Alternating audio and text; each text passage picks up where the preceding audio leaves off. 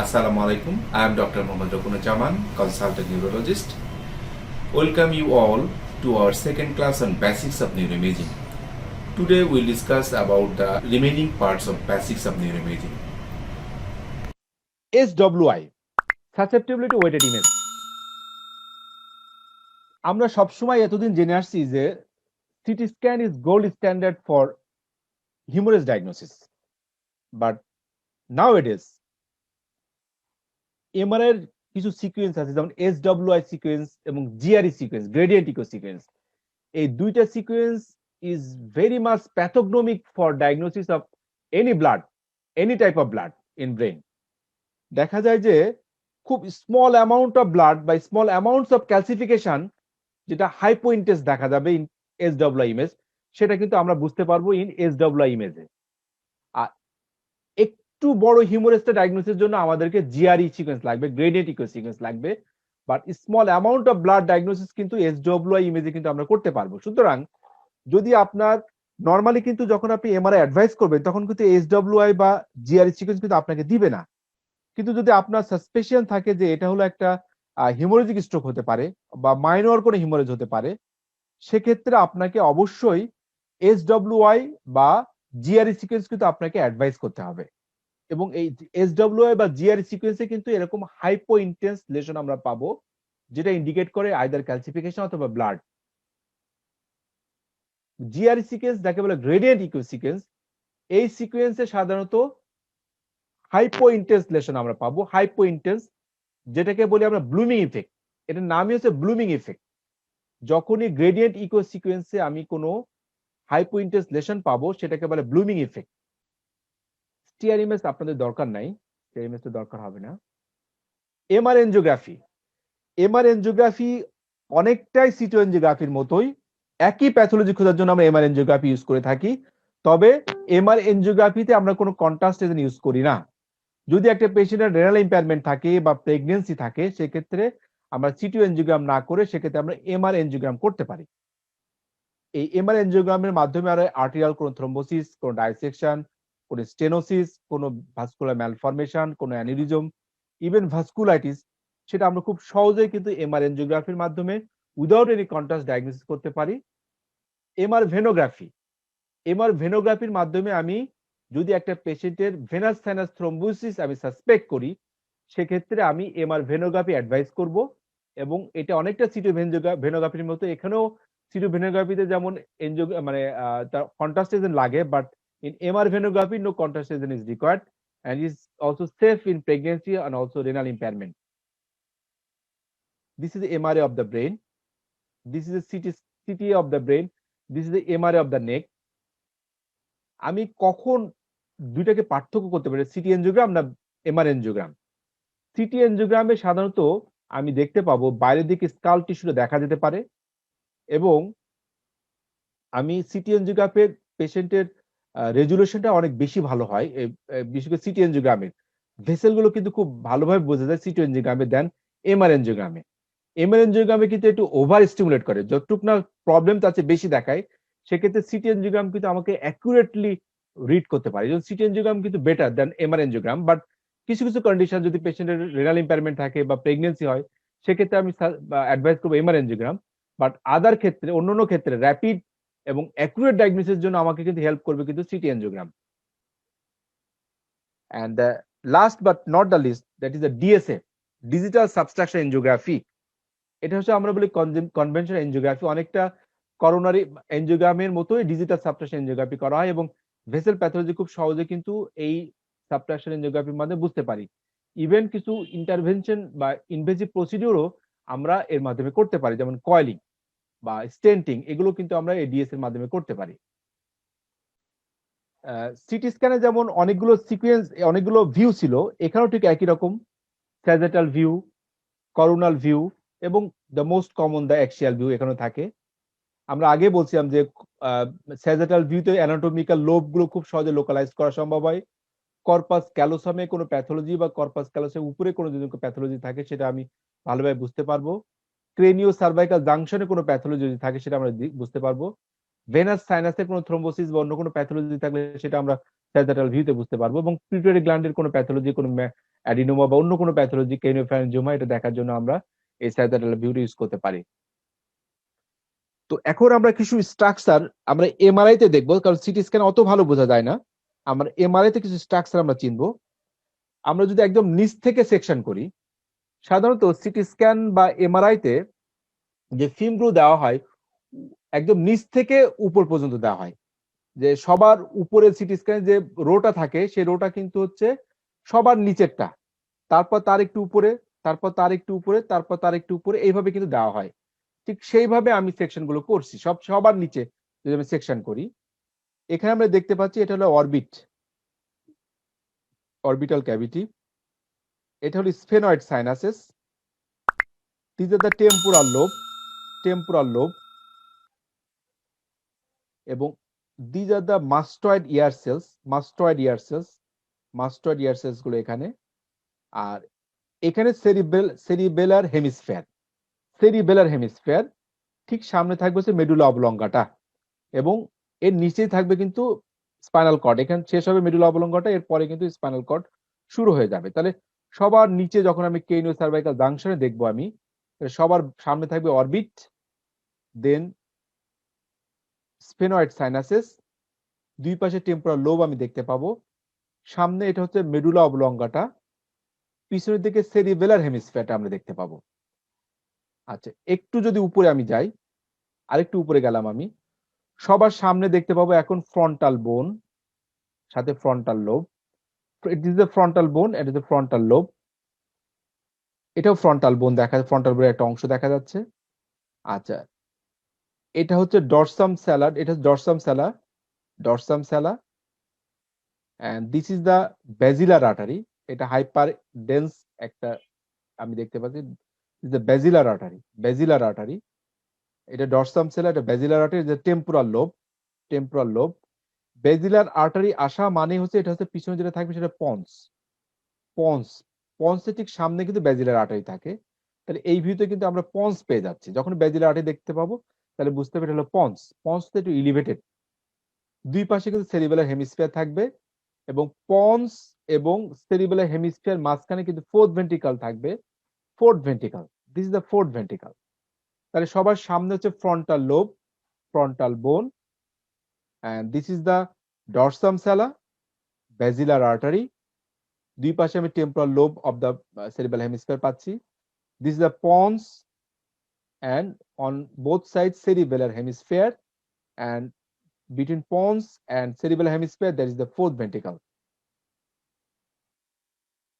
আচ্ছা, এখানে ফোর্থ ভেন্ট্রিকলটা আমরা খুব ভালোভাবে আর বুঝতে পারছি। যদি আমি আরেকটু উপরে যাচ্ছি, এখানে ফোর্থ ভেন্ট্রিকলটা খুব ভালোভাবে দেখা যাচ্ছে, পিছনে ফোর্থ ভেন্ট্রিকল। আর সবার সামনে হচ্ছে frontal bone. This is the Sylvian fissure. আমরা সবাই জানি সিলভিয়ান ফিশারটা। This is the temporal lobe, এটা টেম্পোরাল লোব আমরা দেখতে পাচ্ছি, temporal lobe. And this is also the basilar artery, and basilar আর্টারির ঠিক এখানে আমরা মিড ব্রেনটা দেখতে পাচ্ছি। ব্যাজিলার আর্টারির ঠিক একদম মিড ব্রেন, পন্স এবং মিড ব্রেনকে আমরা ব্যাজিলার আর্টারি দেখতে পাই, কারণ মেডুলার উপরে পন্স থেকে শুরু হয়ে যায় ব্যাজিলার আর্টারি, একদম উপরের দিকে চলে আসে। এবং এটা দেখতে, মিড ব্রেনটা দেখতে অনেকটা খাস কাটা মতো, পেডাঙ্কাল থাকে, বাট পন্সটা থাকে elevated. This is the midbrain, and this is the fourth ventricle. এবার সেরিবেলার হেমিস্ফিয়ার। আর এখানে একটা সিস্টার্ন আছে, সুপ্রাসেলার সিস্টার্ন। এটা আমরা সিস্টার্ন গুলো পরে আলাদাভাবে দেখাবো। তাহলে এই সেকশনে একটা level of the fourth ventricle আমরা দেখতে পাচ্ছি। ফোর্থ ভেন্ট্রিকলের সামনেই থাকবে মিড ব্রেইন, তার সামনে থাকবে ব্যাজিলার আর্টারি, পিছনে থাকবে সেরিবেলার হেমিস্ফিয়ার, এবং এর সামনে থাকবে হচ্ছে সুপ্রাসেলার সিস্টার্ন গুলো থাকবে, ফ্রন্টাল লোব, সিলভিয়ান ফিশারের পিছনে থাকবে টেম্পোরাল লোব। এখনো সেরিবেলার হেমিস্ফিয়ার আমরা দেখতে পাবো। আমরা যে আরেকটু উপরে যদি যাই, সেক্ষেত্রে আমি দেখতে পাবো সবার সামনে এই দুই সেরিবেলার হেমিস্ফিয়ার মাঝখানে ইন্টার হেমিস্ফেরিক ফিশার যেখানে থাকে সেটাকে বলে ফক্স সেরিব্রি। দুই পাশে ফ্রন্টাল লোব। আর এটা হচ্ছে ল্যাটারাল ভেন্ট্রিকলস এর anterior horn, lateral ventricles anterior horn, the midline slit like, that is third ventricle, midline slit like third ventricle, আর এরপরে এখানে এটাকে বলে আমরা কর্ডিজেমিনাল সিস্টেম, সিস্টেমকে আমরা পরে আলাদাভাবে দেখাবো কর্ডিজেমিনাল সিস্টেম, এবং দুই পাশে এখনো সেরিবেলার হেমিস্ফিয়ার এবং এর সামনে মিড ব্রেনটা এখন আমরা দেখতে পাচ্ছি, মিড ব্রেন ঠিক সামনে স্লিট লাইক থার্ড ভেন্ট্রিকলস। তাহলে এই সেকশনে third at the level of the third ventricle আমরা দেখতে পাচ্ছি সামনে frontal lobe, anterior horn of the, that is frontal horn of the third ventricle, lateral ventricle, the slit like third ventricle, and the midbrain ঠিক পিছনে কর্ডিজেমিনাল system এবং পিছনে cerebellar hemisphere. এরপরে যখন আমরা যাব উপরের দিকে, তখন আমরা এখানে আমরা দেখতে পাচ্ছি যে anterior horn of the lateral ventricles, এবং এর ঠিক এখানে আমরা deep structure of the brain গুলো আমরা দেখতে পাবো। এই anterior horn এর ঠিক সাথে এখানে থাকে কর্ডেট নিউক্লিয়াসের head of the caudate nucleus, আর this is the internal capsule, এখানে খুব যে এখানে যদি দেখেন ভালো করে খেয়াল করে যে হাইপোডেন্সিটি দেখা যাচ্ছে, hypodense, this is the internal ক্যাপসুলের সবার সামনে থেকে anterior limb, genu, posterior limb, this is the internal capsule. এটা হচ্ছে কর্ডেট নিউক্লিয়াসের হেড। আচ্ছা, এটা মিড লাইনে এফ যেটা দেখা যাচ্ছে slit like, this third ventricle, এবং এর পিছনে থেকে কর্ডিজেমিনাল সিস্টাম, একদম থার্ড ভেন্ট্রিকলের সাথেই লাগানো থাকবে হচ্ছে থ্যালামাস, একদম সাথে লাগানো থাকবে থ্যালামাস, আর পিছনে আমরা এখন দেখতে পাবো অক্সিপিটাল লোব। যখনই দেখা যাচ্ছে এই সেকশনে কিন্তু আমরা সেরিবেলার হেমিস্ফিয়ারটা পাচ্ছি না, এরপরে চলে আসছে কিন্তু অক্সিপিটাল লোবটা চলে আসছে, অক্সিপিটাল লোব। আমি যদি এই কাট সেকশন ধরি, দেখেন যে এখানে কিন্তু সেরিবেলার হেমিস্ফিয়ার আর নাই, এখানে চলে আসবে অক্সিপিটাল লোব। আরেকটু উপরের দিকে আমি যদি সেকশন নিই, একই রকম ভাবে আমি দেখতে পাচ্ছি এখানে কিন্তু এটাকে বলে জেনু অফ দ্য কর্পাস ক্যালোসাম, এই অংশটুকু এখানে সামনে দেখা যাচ্ছে একদম ফ্রন্টে, জেনু অফ দ্য কর্পাস ক্যালোসাম। আচ্ছা, this is the anterior horn of the lateral ভেন্ট্রিকলস, chordate নিউক্লিয়াসের হেড, ইন্টারনাল ক্যাপসুল দেখা যাচ্ছে, আর এখানে দেখা যাচ্ছে এটা হচ্ছে থ্যালামাস, দুই পাশে থ্যালামাস, এখানে হচ্ছে পিনিয়াল গ্ল্যান্ডটা থাকে, এখানে পিনিয়াল গ্ল্যান্ডটা, এবং এর ভিতরে হচ্ছে কর্ড প্লেক্সাস, এগুলো আমি দেখতে পাচ্ছি এখানে। আরেকটু উপরে যদি আমি যাই, তাহলে সেক্ষেত্রে আমি এখান থেকে দেখতে যে ফক্স সেরিব্রি, ফ্রন্টাল লোব, এটা হচ্ছে ল্যাটারাল ভেন্ট্রিকলস এর বডিটা দেখতে পাচ্ছি আমি, ল্যাটারাল ভেন্ট্রিকলস এর। আর এরপরে পিছনের দিকে আমি স্প্লেনিয়া অফ দ্য কর্পাস ক্যালোসাম, এই স্প্লেনিয়ামটা দেখতে পাচ্ছি পিছন দিকে, স্প্লেনিয়াম অফ দ্য কর্পাস ক্যালোসাম, এবং পিছনে কিন্তু এগুলো হচ্ছে অক্সিপিটাল লোব। এখন অক্সিপিটাল লোব। আচ্ছা, এর উপরে যদি আমি যেতে থাকি, যখন আমি উপরে যেতে থাকবো তখন সামনে এটা ফক্স সেরিব্রি, এটা হচ্ছে একটা সালকাস এখানে দেখা যাচ্ছে, এবং এগুলো এটা সালকাস, এটা জাইরাস। আচ্ছা, সুপ্রাস্যাজারাল সাইনাসটা এখানে দেখা যাচ্ছে। যদি আমি লোবগুলো ভালোভাবে খেয়াল করতে চাই, ফক্স সেরিব্রি, সেন্ট্রাল সালকাসের সামনে থাকবে হচ্ছে ফ্রন্টাল লোব, আর পিছনে থাকবে হচ্ছে প্যারাইটাল লোব। সামনে ফ্রন্টাল লোব, পিছনে হচ্ছে প্যারাইটাল লোব। আচ্ছা, নিচের দিকে স্ট্রাকচার গুলো আমি আগে দেখাইছিলাম, যদি ভাস্কুলার, যদি আমরা যে সার্কেল অফ উইলিসটা দেখেন এখানে, এটা হচ্ছে এমসিএ, এটা হলো এসিএ, দুই পাশ, এটা একটা এসিএ, এটা হলো এমসিএ। এখান থেকে এসিএ চলে গেছে, দুই এসি এর কানেকশন আছে anterior communicating artery, this is the basilar artery ভাগ হয়ে দুই পাশ দিয়ে চলে গেছে পোস্টো সেরিবেলার আর্টারি, দুই posterior cerebellar artery internal carotid আর্টারির সাথে আবার পোস্টো কমিউনিকেটিং আর্টারি দিয়ে জয়েন্ট হচ্ছে। This is the circle of Willis. This is the Sylvian fissure, সামনে থাকবে ফ্রন্টাল লোব, পিছনে থাকবে হচ্ছে parietal lobe. This is the Sylvian fissure, সামনে হচ্ছে ফ্রন্টাল লোব, পিছনে হচ্ছে প্যারাইটাল লোব। ডিপ স্ট্রাকচার গুলো আরো সুন্দরভাবে দেখানো হয়েছে এখানে। দেখেন, this is the third ventricle, this is the lateral ventricles এর body, the anterior horn of the lateral ventricles. এই anterior horns of the lateral ventricles এখানে থাকবে হচ্ছে কর্ডেট নিউক্লিয়াসের হেড, আর এখানে স্লিট লাইক থার্ড ভেন্ট্রিকলটা থাকে, এর পাশে থাকে thalamus, and this is the internal capsule. Internal ক্যাপসুলের অ্যান্টিরিয়র হর্ন, জেনু এবং posterior capsule. This is the lentiform nucleus, and এটা হচ্ছে ইনসুলার কর্টেক্স এবং এটা হচ্ছে অ্যান্টিরিয়র টেম্পোরাল লোব। অনেকে স্ট্রাকচার নিয়ে অনেকটাই করতেছিল, দেখেন সিটি স্ক্যান, এটা হলো সিটি স্ক্যানের স্ট্রাকচার গুলো এবং এটা হচ্ছে এমআরআই স্ট্রাকচার গুলো। সিলভিয়ান ফিশারের এখান দিয়ে কিন্তু এমসিএটা চলে যায়, এমসিএটা চলে যায়। এখন আমরা ভেন্ট্রিকুলার সিস্টেমটা দেখবো এবং সিস্টার্ন গুলো ভালোভাবে দেখবো, কারণ এটা আমাদের হেল্প করবে। সিস্টার্ন গুলো স্পেশালি সাবআরাক্টেড হিমোরেজে আমাদের সিস্টার্ন গুলো জানা খুব দরকার। আমরা সবাই জানি around 600 ml of CSF is produced daily and mostly from the chord plexus in the lateral, third and fourth ventricles.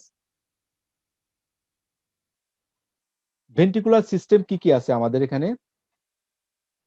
Lateral ventricles এর সামনে একটা হর্ন থাকে, তাকে বলে আমরা অ্যান্টিরিয়র হর্ন, অনেকে এটাকে ফ্রন্টাল হর্ন বলে। পিছনের দিকে যে হর্ন থাকে পোস্টেরিয়র হর্ন, তাকে অনেকে অক্সিপিটাল হর্ন বলে। এবং টেম্পোরাল লোবের ভিতরে একটা হর্ন থাকে, তাকে বলে আমরা টেম্পোরাল হর্ন বা ইনফেরিয়র হর্ন। ভেন্ট্রিকুলার সিস্টেমে প্রথমে ল্যাটারাল ভেন্ট্রিকলস থেকে আসবে সিএসএফটা, ল্যাটারাল ভেন্ট্রিকলস থেকে ইন্টারভেন্ট্রিকুলার ফোরামেন দিয়ে এটা থার্ড ভেন্ট্রিকলে আসবে, থার্ড ভেন্ট্রিকলস থেকে সেরিব্রাল অ্যাকুইডাক্টের মাধ্যমে এটা চলে যাবে ফোর্থ ভেন্ট্রিকলসে, ফোর্থ ভেন্ট্রিকলস থেকে একটা মিডিয়ান অ্যাপারচার এবং দুইটা ল্যাটারাল অ্যাপারচার দিয়ে এটা ডিফারেন্ট সাবমার্কেট স্পেসে কিন্তু এই ভেন্ট্রিকুলার সিএসএফটা চলে যাবে। সিস্টার্ন, সবচেয়ে বড় সিস্টার্ন হচ্ছে সিস্টার্না ম্যাগনা, জাস্ট সেরিবেলার হেমিস্ফিয়ার ঠিক নিচে থাকে এবং মেডুলার পিছনে থাকে, এইখানটা এটাকে বলে সিস্টার্না ম্যাগনা। এটাকে বলে কর্ডিজেমিনাল সিস্টার্ন। কর্ডিজেমিনাল সিস্টার্নটা সুপার সেরিবেলামের ঠিক উপরেই থাকে এবং স্প্লেনিয়াম কর্পাস ক্যালোসামের ঠিক পিছনে থাকে, এখানে কর্পাস ক্যালোসামের পিছনে থাকে। This call quadrigeminal cistern. This is prepontine cistern. This is interpeduncular cistern in front of the mid brain. পঞ্চের সামনে প্রিপন্টাইন সিস্টার্ন আর মিড ব্রেনের সামনে এটাকে বলে ইন্টারপেডাঙ্কুলার সিস্টার্ন। যদি আমরা অ্যাক্সিয়াল ভিউ দেখি খুব সুন্দরভাবে দেখতে পাই ইন্টারপেডাঙ্কুলার সিস্টার্ন। ইন্টারপেডাঙ্কুলার সিস্টার্ন দেখেই কিন্তু আমি ডায়াগনোসিস করতে পারি এটা মিড ব্রেন না পন্স। এরপরে chiasmatic cistern, then this is the chiasmatic cistern. Mid ব্রেনের ঠিক পিছনে এটাকে বলে ক্রুরাল সিস্টার্ন এবং তারও ঠিক পিছনে এটাকে বলে অ্যাম্বিয়েন্ট সিস্টার্ন। তো দিস আর দ্য সিস্টার্ন, এটা আমাদেরকে হেল্প করবে ডিফারেন্ট যখন আমরা সাবআরাক্টেড হিমোরেজ ডায়াগনোসিস করব তখন এই সমস্ত সিস্টার্ন আমাদেরকে হেল্প করবে। তো আমরা বেসিক নিয়ে কথা বললাম আর কি, এখন আমরা প্যাথোলজিস যাব, যাওয়ার আগে যদি কারো কোনো কোশ্চেন থাকে কোশ্চেনগুলো আসতে পারে। Any question from anyone? Cistern is nothing but the is also a আমরা বলতে পারি subarachnoid space, one type of subarachnoid space. আমরা এটা সিস্টার্ন হচ্ছে one type of subarachnoid space. Any question from anyone? Sir ventricle dilated সেটা কখন বলবো? আচ্ছা, এটা আসলে অ্যাকচুয়ালি একটা মানে চোখের একটা ভিউ। আমরা অনেক সময় কিছু দেখা যায় যে ল্যাটারাল ভেন্ট্রিকলস এর ইনফিরিয়র হর্ন সাধারণত আমরা দেখতে পাই না, খুব কম দেখতে পাই। যখনই ল্যাটারাল ভেন্ট্রিকলস এর ইনফিরিয়র হর্ন বা টেম্পোরাল হর্নটা ডাইলেটেড থাকে তখন আমরা বলতে পারি যে ভেন্ট্রিকলস ডাইলেটেড। আর এছাড়াও কিছু মেজারমেন্ট আছে, সেই সমস্ত মেজারমেন্ট দেখেও আমরা ভেন্ট্রিকলস যে ভেন্ট্রিকুলোমেগালি হয়েছে সেটা আমরা দেখতে পারি। অনেকে চোখের ভিউ দেখে আমরা বুঝতে পারি যে নর্মাল ভেন্ট্রিকলস না এটা ডাইলেটেড ভেন্ট্রিকলস।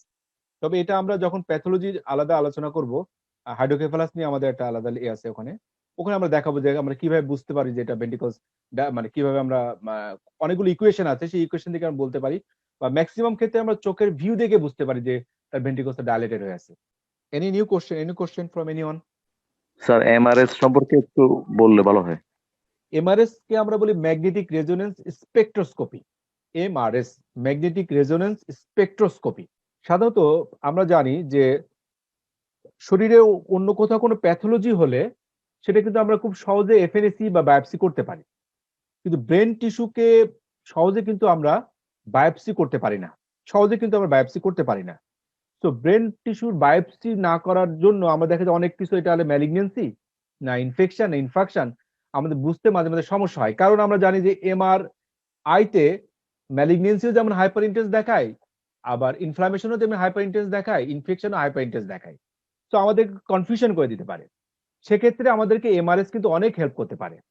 এমআরএস হচ্ছে আমাদের ব্রেনের কিছু মেটাবলিক ডিরেজমেন্ট বা মেটাবলিক কিছু প্যারামিটার আছে, সেই প্যারামিটার গুলো দেখে আমরা বুঝতে পারি যে ইনফেকশন না ইনফাকশন না টিউমার না নর্মাল। যেমন আমরা এমআরএস এ কয়েকটা কেমিক্যাল সাবস্টেন্স আমরা দেখি, তার ভিতরে নাম্বার 1 হচ্ছে choline. Choline actually is a marker of membrane metabolisms এবং সেল পলিফারেশন। একটা সেল পলিফারেশন হচ্ছে কিনা সেটার একটা মার্কার হচ্ছে কোলিন। এখন যদি সেল অতিরিক্ত পলিফারেশন হয় তাহলে কোলিনটা কিন্তু অনেক বেশি হয়ে যাবে। নর্মালি কোলিন একটা পিক থাকবে কারণ সেলটা পলিফাইড হচ্ছে। যখন এই কোলিন পিকটা অনেক বেশি থাকবে তাহলে বুঝতে পারবো there is some cellular proliferation is exaggerated, তখন আমি বুঝতে পারবো এটা হলো একটা টিউমার আছে ওখানে। Lactate, lactate actually is a marker of anaerobic glycolysis. সাধারণত আমরা জানি যে ইসকেমিক স্ট্রোকে বা এনি টাইপ অফ প্যাথোলজিতে যদি অ্যানারোবিক গ্লাইকোলাইসিস হয় সেক্ষেত্রে ল্যাকটেটটা বাড়বে, নর্মালি কিন্তু ল্যাকটেট থাকবে না। এন অ্যাসিটাইল অ্যাসিটেট, একটা নিউরোনাল ইন্টিগ্রিটি দেখার জন্য এন অ্যাসিটাইল অ্যাসিটেটটা আমরা দেখি। লিপিড, আমরা জানি যে সেলের মেমব্রেনে থাকে অনেক লিপিড থাকে। এখন যদি সেল ডিস্ট্রাকশন হয়ে যায় তাহলে কিন্তু সেলের লিপিড গুলো বেশি চলে আসবে। যখন লিপিড গুলো বেশি আসবে তখন কিন্তু লিপিড পিকটা বাড়বে। তো যখন লিপিড পিকটা বাড়বে তখন আমি বুঝতে পারবো যে সেল ব্রেকডাউন হচ্ছে। ক্রিয়েটিন, এটা হলো একটা মার্কার অফ সেলুলার এনার্জেটিক, একটা সেলের এনার্জেটিক ঠিক মতো কাজ করতেছে কিনা সেটার মার্কার কিন্তু ক্রিয়েটিন। আর সে মায়োনিসিটাল, এটা হলো একটা অসমোলাইটিক মার্কার। যদি কোনো পেশেন্টের কারো যদি ডিমালিনেশন অনেক বেশি হয় বা তার দেখা যায় যে ব্রেকডাউনটা অনেক বেশি হচ্ছে, সেলুলার ব্রেকডাউন, ফ্যাট গুলো বেশি ব্রেকডাউন হচ্ছে, যেমন লিউকোডিস্ট্রফিতে, সেক্ষেত্রে কিন্তু মায়োনিসিটালটা বাড়তে পারে। তো গ্লায়োমাতে কি হয়, যেমন আমি একটা এমআরএস এর ছবি দেখাই, ছবিগুলো মানে সবগুলো এ করে ফেলছি। এটা একটা এমআরএস, দেখেন এটা নর্মাল এমআরএস যেখানে choline, creatine, N acetyl acetate সবগুলো কিন্তু পিকটা মোটামুটি নর্মাল, এটা নর্মাল রেঞ্জে। কিন্তু যখন আমি এমআরএস করলাম এই লেশনে দেখলাম এমআরএসটা কোলিন পিকটা অনেক হাই, দেখেন কোলিন পিকটা কম, কোলিন পিকটা অনেক হাই। ক্রিয়েটিন বা এন অ্যাসিটাইল অ্যাসিটেট কিন্তু নর্মালি আছে, বাট বরং এন অ্যাসিটাইল অ্যাসিটেট কমে গেছে, কোলিন পিকটা অনেক হাই হয়ে গেছে। তখন আমি বুঝতে পারবো এটা হলো একটা ম্যালিগনেন্সি, নট নর্মাল, এটা ম্যালিগনেন্সি। এটা গ্লায়োমাতে সাধারণত এমন আমি পেতে পারি। তাহলে এরকম একটা লেশন যেটা আমার সাসপেক্ট হচ্ছে এটা আসলে ক্যান্সার, টিউমার না ইনফেকশন না কোনো ইনফেকশন, তখন আমি এমআরএস করতে পারি, খুব মানে চোখ বন্ধ করে এমআরএস করলাম, এমআরএস দেখলাম না এই জায়গাটা কোলিন পিকটা অনেক হাই, তাহলে এটা ডেফিনেটলি একটা গ্লায়োমা। আবার অনেক সময় দেখা যায় একটা পেশেন্ট তার ব্রেন টিউমার আছে, সে রেডিয়েশন পাচ্ছে। এখন রেডিয়েশন পাওয়ার পরে দেখা গেল পেশেন্টের হঠাৎ করে হেডেক হচ্ছে, আপনি এটা সিটি স্ক্যান এমআরআই করলেন, এমআরআই দেখলেন তার লেশনটা অনেক বড় হয়ে গেছে। এখন এই লেশনটা তার টিউমারটা আবার রিকার করছে না এটা রেডিয়েশনের কারণে টিস্যুটা নেক্রোসিস হয়েছে, সেটা দেখার জন্য কিন্তু এমআরআই আমাকে হেল্প করবে। যদি পেশেন্টের কোলিন পিকটা হাই হয় তাহলে আমি বুঝবো তার টিউমারটা আবার রিকার করছে। আবার যদি দেখা যায় পেশেন্টের এন অ্যাসিটাইল অ্যাসিটেট, কোলিন এবং ক্রিয়েটিন সবগুলো কমে যায়, তাহলে বুঝতে পারবো তার নেক্রোসিস হচ্ছে ওখানে, দ্যাট মিনস রেডিয়েশন ইফেক্ট।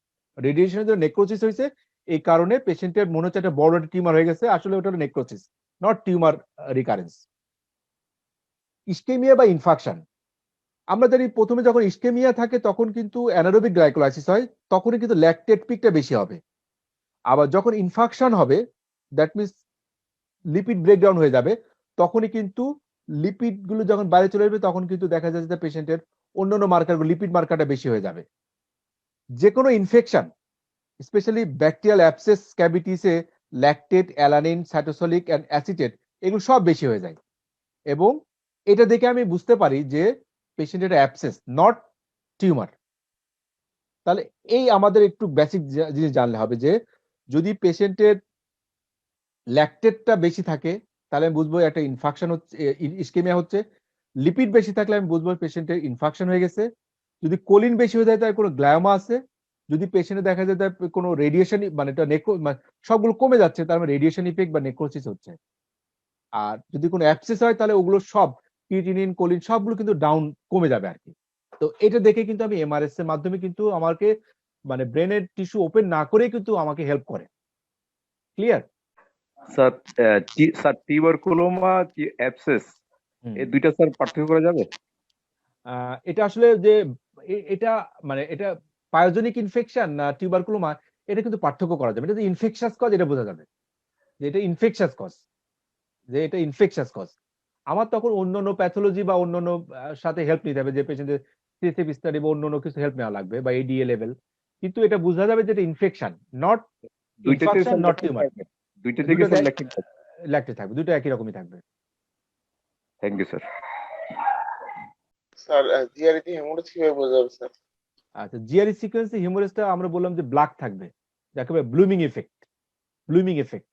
এবং আপনি যদি পেশেন্টের জিআরই সিকোয়েন্স করেন তাহলে কিন্তু অনেক মাইনর হিমোরেজও কিন্তু আমরা বুঝতে পারবো জিআরই সিকোয়েন্সের মাধ্যমে। ইভেন এসডব্লিউ ইমেজের মাধ্যমে আরো মাইনর হিমোরেজও কিন্তু আমরা বুঝতে পারি। এটা হাইপো ইন্টেন্স থাকবে। আমরা যখন স্পেসিফিক প্যাথোলজি দেখাবো তখন দেখবেন সবগুলো সিকোয়েন্সে আমরা দেখবো। তো আর কোনো কোশ্চেন আছে কিনা বেসিক নিয়ে? প্রথম দিকে মানে অনেকে ধরতে একটু সমস্যা হচ্ছিল, আস্তে আস্তে মানে সবাই একটু ক্লিয়ার হয়েছে। তো আমরা আসি এখন সিটি স্ক্যান যেমন দেখছিলাম আমরা ডেনসিটি, এখানে আমরা এমআরআই দেখবো ইন্টেন্সিটি। আমরা প্রথমে আসি যে হাইপার ইন্টেন্স লেশন। যদি সিটি স্ক্যানে এমআরআই তে কোনো হাইপার ইন্টেন্স লেশন থাকে, সেটা হতে পারে কোনো ইনফেকশন, হতে পারে কোনো ইনফ্লামেশন, হতে পারে কোনো ইনফেকশন, হতে পারে কোনো নিউপ্লাস্টিক লেশন। এখানে আমরা দেখতে পাচ্ছি এটা হচ্ছে ফ্লেয়ার ইমেজ, যেখানে একটা লেফট রাইট MCA-T8 তে একটা hyper intense shadow, hyper intense shadow, এটাকে বলবো আমরা একটা রাইট এমসি ইনফেকশন। এটা হলো একটা DWI ইমেজ, যেখানে আমরা দেখতে পাচ্ছি রাইট MCA তে hyper intense lesion or diffusion is restricted and hypointensity of on the ADC map at the same site, so it's also a right MC infarction. এখানে দেখতে পাচ্ছি DWI তে একটা হাইপার ইন্টেন্সিটি লেশন এবং flair ইমেজের same সাইটে একটা hyper intense lesson. তাহলে এই যে স্ট্রোকটা, এটা হলো 24 ঘন্টার পরে স্ট্রোকটা হয়। 24 ঘন্টার পরে আমি এমআরআইটা করছি, কারণ 24 ঘন্টার ভিতরে কিন্তু এটা আসতো না। আচ্ছা, this is a T2 weighted image and this a FLAIR image. এখানে আমি একটি দেখতে পাচ্ছি একটা হাইপার ইন্টেন্স লেশন, তার মাঝখানে hypo intense lesion, mixed intensity একটা লেশন, এবং এই লেশনটা একটা ফিঙ্গার লাইক প্রজেকশন আছে, finger like projection, this is the finger like projection. So আমি বলতে পারি ইটস নট ইনফেকশন, এটা অন্য কোনো কারণে, আদার কোনো ম্যালিগনেন্সি হতে পারে অথবা কোনো অ্যাবসেস হতে পারে। এরকম ফিঙ্গার লাইক প্রজেকশন মানে হচ্ছে একটা ভেজোজেনিক ইডেমা, আর ইনফেকশনে থাকে হচ্ছে ডিফিউজ ইডেমা, সাইটোটক্সিক ইডেমা। তো ইটস এ আইদার কোনো ম্যালিগনেন্সি হতে পারে, কোনো অ্যাবসেস হতে পারে। তো এটার কনফার্ম করতে গেলে অবশ্যই আমাদেরকে কন্ট্রাস্টের হেল্প নেওয়া লাগবে। এখানেও দেখতে পাচ্ছি আমরা এটাও একটা হাইপার ইন্টেন্স লেশন, একটা হাইপো ইন্টেন্সিটি আছে এখানে, এবং this is also a finger like projection is there. This finger like projection like hyper intense lesion on multiple side, এখানেও একটা আছে, এবং ভিতরে একটা hypo intense lesion. Multiple mixed intensity lesion, সেন্টারে থাকে হাইপো ইন্টেন্স, দেন পেরিফেরিতে finger like hyper intense lesion. So it's not infection, it's definitely malignancy or infection. তবে সবকিছু বিবেচনা আমরা পরে যখন দেখবো যে এটা হলো মাল্টিপল ব্রেন মেটাস্টাসিস। এটা হলো একটা ফ্লেয়ার ইমেজ। একজন আস্ক করছিল যে এটা ভেন্ট্রিকলস গুলো কখন ডাইলেটেড বলবো আমরা। এই ভেন্ট্রিকলস গুলো দেখে মনে হচ্ছে আমাদেরকে ফুল আছে, অনেক ডাইলেটেড হয়ে আছে। সো ইটস এ ভেন্ট্রিকুলোমেগালি, এবং এই ভেন্ট্রিকলস এর ঠিক চারিপাশ দিয়ে দেখেন হাইপার ইন্টেন্স লেশন আছে, হাইপার ইন্টেন্স ভেন্ট্রিকলস এর চারিপাশে হাইপার ইন্টেন্স লেশন। এটা ইন্ডিকেট করে যে অবস্ট্রাকটিভ হাইড্রোকেফালাস হয়ে সাব এপিন্ডাইমাল সিএসএফ যখন লিক হয়, প্রেসার দেয়, তখনই এই ধরনের চেঞ্জ আমরা পাই। যে বা anyhow there is obstructive hydrocephalus, there is ventriculomegaly, এবং সাথে সাব এপিন্ডাইমাল কিছু সিএসএফ লিকের কারণে এখানে এখন হাইপার ইন্টেন্সিটি আমরা পাচ্ছি প্রেসার বেশির জন্য। আচ্ছা, this is also a sagittal image. এখানে আমরা দেখতে পাচ্ছি যে কর্পাস ক্যালোসামের উপরে perpendicularly multiple hyper intense lesion এবং এটাও হতে পারে ইনফাকশন, হতে পারে ইনফ্লামেশন। তবে এরকম পারপেন্ডিকুলার কর্পাস ক্যালোসামের পারপেন্ডিকুলার এই ধরনের লেশন, যাকে আমরা অনেকে বলি Dawson finger, it's more pathognomonic for multiple sclerosis. This is a perpendicular periventricular multiple lesion এবং এখানে দেখে Dawson finger like projection. This all are the features of multiple sclerosis but not কোন ইনফাকশন। দুইটা image খেয়াল করেন এখানে। on the left hand side there is multiple periventricular perpendicular lesions in a flare sequence. Most likely it's multiple sclerosis. আর এখানে দেখেন কনফ্লুয়েন্ট lesson, periventricular কনফ্লুয়েন্ট lesson. এর লেশনের সাথে এই লেশন কিন্তু একরকম না এবং ভেন্ট্রিকলস গুলো ডাইলেটেড হয়ে আছে এবং সালকাস গুলো অনেক প্রমিনেন্ট। দেখেন এই সালকাস গুলো অত বেশি প্রমিনেন্ট না, বাট এই সালকাস গুলো অনেক প্রমিনেন্ট। যখন এরকম সালকাস গুলো অনেক প্রমিনেন্ট থাকে, জাইরাস গুলো কম হয়ে যায়, এটাকে বলে আমরা cerebral atrophy. Sulcus is more prominent, তাহলে আমরা বুঝবো এটা সেরিব্রাল অ্যাট্রফি, সাথে কম্পেনসেটরি ভেন্ট্রিকুলোমেগালি এবং এই পেরিভেন্ট্রিকুলার একটা কনফ্লুয়েন্ট হাইপার ইন্টেন্স লেশন। এটাকে বলি আমরা chronic vascular ischaemic change, chronic small vessel ischaemic change with cerebral atrophy with compensatory ventriculomegaly. তাহলে দুইটা কিন্তু এক না, একটা হচ্ছে স্ট্রোক আর একটা হলো মাল্টিপল স্ক্লেরোসিস, কিন্তু দুইটা হাইপার ইন্টেন্স লেশন। সুতরাং আমাদেরকে লেশনের চেহারা দেখে, সাইড দেখে আমাদের কিন্তু বুঝতে হবে। টি1 ওয়েটেড ইমেজ, আমি প্রথমে বলছিলাম টি1 ওয়েটেড ইমেজে ইউজুয়ালি আমরা কোনো প্যাথোলজি খোঁজার চেষ্টা করি না, বাট কিছু কিছু প্যাথোলজি আমরা টি1 ওয়েটেড ইমেজে পাই, সেগুলো টি1 ওয়েটেডে হাইপার ইন্টেন্স দেখা যায়। যেমন প্যারাম্যাগনেটিক কিছু সাবস্টেন্স বডিতে যদি কোনো কারণে আয়রন, কপার, মেলানিন অথবা ক্যালসিয়াম ডিপোজিশন হয়, তখন টি1 ওয়েটেড ইমেজে এটা হাইপার দেখাবে। যদি কোনো ফ্যাট কন্টেনিং কোনো প্যাথোলজি থাকে সেটা হাইপার দেখাবে। প্রোটিন রিস্ক কোনো প্যাথোলজি যদি থাকে সেখানে হাইপার দেখাবে। সাবঅ্যাকুট হেমাটোমা যদি সাবঅ্যাকুটলি হয়, সাবঅ্যাকুট হেমাটোমা ডিউরেশন যদি 3 থেকে 14 দিনের ভিতরে হয়, সেক্ষেত্রে আমরা টি1 ওয়েটেড ইমেজে আমি হাইপার ইন্টেন্সিটি পাবো। যেমন number 1 blood products, specially subacute haematoma দেখতে পাচ্ছি আমি সাবডুরাল হাইপার ইন্টেন্স লেশন, তো আমি বলবো এটা সাবঅ্যাকুট সাবডুরাল হেমাটোমা। তাহলে সিটি স্ক্যান আমার কিন্তু অনেক সময় মানে হেল্প করতে অনেক সময় কঠিন হয়ে যায় যে এটা আসলে কোন স্টেজে ব্লিডিংটা আছে। সেক্ষেত্রে এমআরআই কিন্তু আমাকে খুব সুন্দরভাবে আইডেন্টিফাই করে দিবে এটা কোন স্টেজে, এটা হাইপার অ্যাকুট স্টেজ না অ্যাকুট স্টেজ না সাবঅ্যাকুট স্টেজ না chronic stage. Protein product specially colloid cyst, craniopharyngioma, cleft cyst, atypical dermoid, এই সবগুলো হচ্ছে প্রোটিন রিচ সাম টিউমার এবং এইগুলাতে কিন্তু টি1 ওয়েটেড ইমেজে হাইপার ইন্টেন্সিটি দেখা যাবে। ফ্যাট কন্টেনিং এনি প্যাথোলজি যেমন লাইপোমা, ডার্ময়েড, লাইপোমাটাস মেনিনজিওমা, এই কন্ডিশনগুলোতে কিন্তু টি1 ওয়েটেড ইমেজে আমি হাইপার ইন্টেন্সিটি পাবো। তাহলে যখনই টি1 ওয়েটেড ইমেজে আমি কোনো হাইপার ইন্টেন্স কোন লেশন পাবো, তাহলে কিন্তু আমাদের এই কতগুলো চিন্তা মাথায় আসতে হবে। কিছু কিছু মিনারেল যেমন ম্যাঙ্গানিজ, কপার, আয়রন, এইগুলা যখন ডিপোজিশন হয় টি1 ওয়েটেড ইমেজে হাইপার ইন্টেন্স দেখা যায়। যেমন যদি পেশেন্ট কোনো হেপাটিক ফেলিওর নিয়ে আসে, ওই সমস্ত পেশেন্টের দেখা যায় যে বডিতে অনেক ম্যাঙ্গানিজ ডিপোজিশন হয়, সেই ম্যাঙ্গানিজ গুলো ব্রেনে ডিপোজিট হয়ে গেলে টি1 ওয়েটেড ইমেজে এরকম হাইপার ইন্টেন্সিটি আমরা পাবো। এটাকে বলে আমরা নন উইলসোনিয়ান হেপাটোলেন্টিকুলার ডিজেনারেশন, যেখানে আমরা হাইপার ইন্টেন্স লেশন পাবো। মেলানিন যেমন মেলানোমাতে টি1 ওয়েটেড ইমেজে আমি হাইপার ইন্টেন্স লেশন পাবো। তাহলে এই কয়েকটা জিনিস আমাদের খেয়াল করতে হবে। যখন টি1 ওয়েটেড ইমেজে আমি হাইপার ইন্টেন্স লেশন পাবো, তো আমি চিন্তা করব এটা সাবঅ্যাকুট কোনো হিমোরেজ, কোনো প্রোটিন কন্টেনিং কোনো টিউমার, ফ্যাট কন্টেনিং কোনো প্যাথোলজি, কোনো mineral deposition specially copper, iron, manganese, অথবা মেলানিন কন্টেনিং কোনো প্যাথোলজি যেমন melanoma. This is a metastatic melanoma, যেখানে অরবিটে হাইপার ইন্টেন্স একটা লেশন পাচ্ছি টিওনোয়েট ইমেজে। আচ্ছা, এগুলো আমি দেখাইছিলাম যে এখানে T one weighted hyper intensity in the bilateral basal গ্যাংলিয়াতে কোনো এটা উইলসন ডিজিজ হতে পারে বা অন্য কোনো প্যাথোলজির কারণে হতে পারে। কলয়েড সিস্ট, আমরা হিমোরেজটা আমরা পরে ডিসকাস করবো আমাদের নেক্সট ক্লাসগুলোতে আর কি। আচ্ছা, ঠিক আমরা জানি যে টিটুয়েটেড ইমেজে সব pathology, maximum pathology hyper intense দেখায়, বাট কিছু কিছু প্যাথোলজি টিটুয়েটেড ইমেজে হাইপো ইন্টেন্স দেখা যায়। কোন কোন প্যাথোলজি? যে সমস্ত প্যাথোলজিতে যেমন আমরা T1 এ হাইপার পাইছিলাম, ঠিক সেই সমস্ত প্যাথোলজিতে দেখা যায় যে টিটুয়েটেডে আমরা হাইপো পাই।